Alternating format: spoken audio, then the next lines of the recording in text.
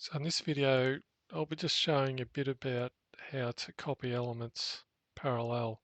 So I'll just start off by placing a smart line down the center of the road here. And you can see I've got the vertex type as rounded and a radius of 50.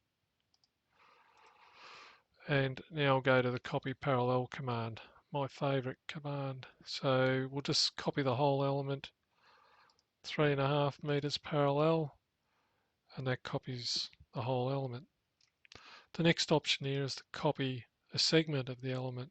So in this case, if I click on the curve there, it'll just copy the curve parallel. If I click on where the straight is, it'll just copy the straight parallel. And the last option there is to copy a portion of the element parallel. So I'll click on the element,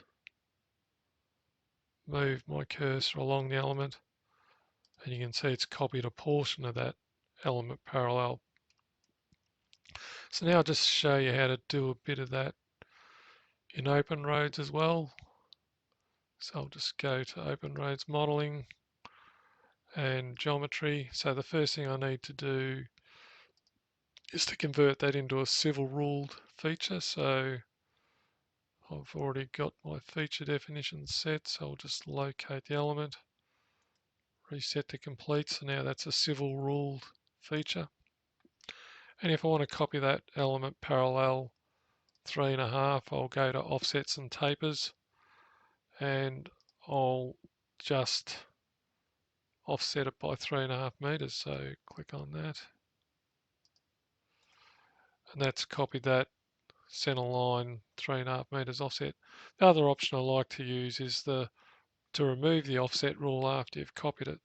So I'll copy that element parallel, and now if I click on this element, we can see that it's tied to that center line. So I could, change that offset to 5,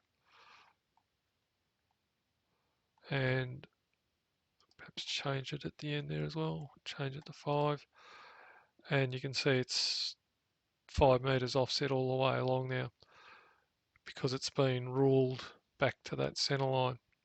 Then this other option, or the other offset geometry that I've created, it's not ruled to anything, so it's free to sort of move around.